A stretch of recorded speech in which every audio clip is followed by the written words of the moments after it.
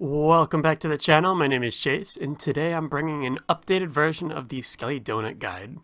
Town Hall 14 brought on a lot of changes that made Skelly Donut a bit harder, but with a few tweaks and some practice, you can get the Skelly Donut down in no time. So let's get right into it.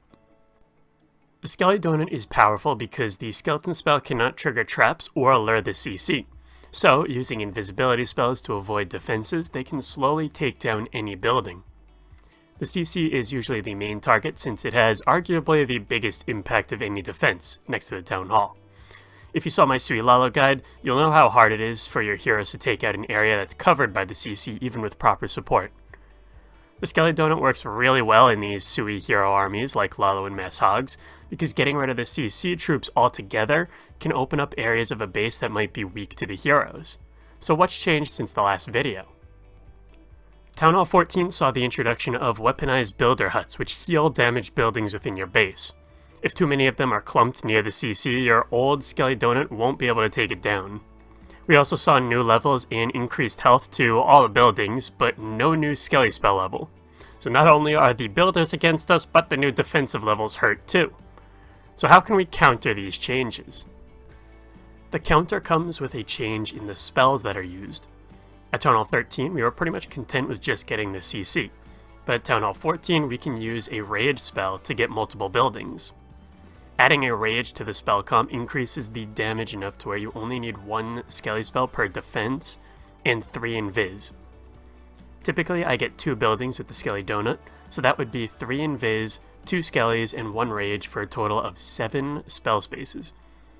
This is equal to the old way, at 3 invis and 4 Skellys for 2 buildings, but it's easier to place quickly and more efficiently.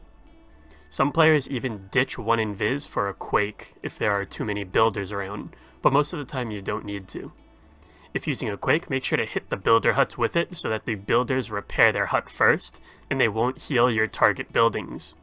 So now let's get into placement. What's great about this trick is that it can be calculated, so anyone can do it if they have precise placement and they can count. The invisibility spell has an 8-tile diameter and a 4-tile radius, so placing the invis 4 tiles away will just touch the building but not overlap it. But notice how the skeletons start to get targeted. This is because there is about a 0.5 tile gap between the edge of the building and its actual hitbox, so you have to overlap this portion without going over the hitbox. Otherwise, the building will go invisible if you're too close, or the Skellys will get targeted if you're too far. For 3x3 buildings like Scatters in the CC, you can place the invis 2.5 to 3 full tiles away from a flat edge of the building, and 1.5 to 2 tiles away diagonally. For 4x4 buildings like the Eagle, you can place them 2.5 to 3.5 tiles away on a flat side, and 1 to 2 tiles away diagonally. And the toughest ones, the 2x2 buildings like Inferno Towers, you need to place the invis very precisely. 3.5 to 4 tiles away flat, and 2 to 2.5 tiles diagonal. When practicing, try to place the invis in the middle of these ranges so that you have a slight margin of error. To get multiple buildings, count the tiles away from the first building, then do it for the second one, and see where these ranges cross each other, and where they cross is the placement you need.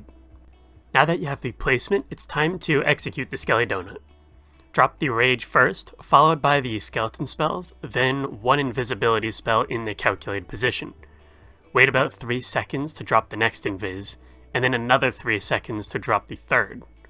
By the end of that invis, the building should be down.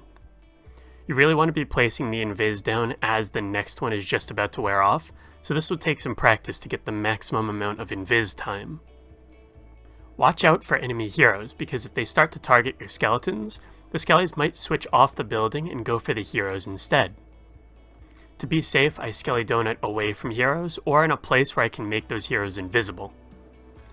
Also, the pros have been switching it up a little and using bat spells to get defenses, mainly for Infernos. The bat spells do more damage and won't get distracted by heroes, so they can take out multi-Infernos much easier than a Skelly spell.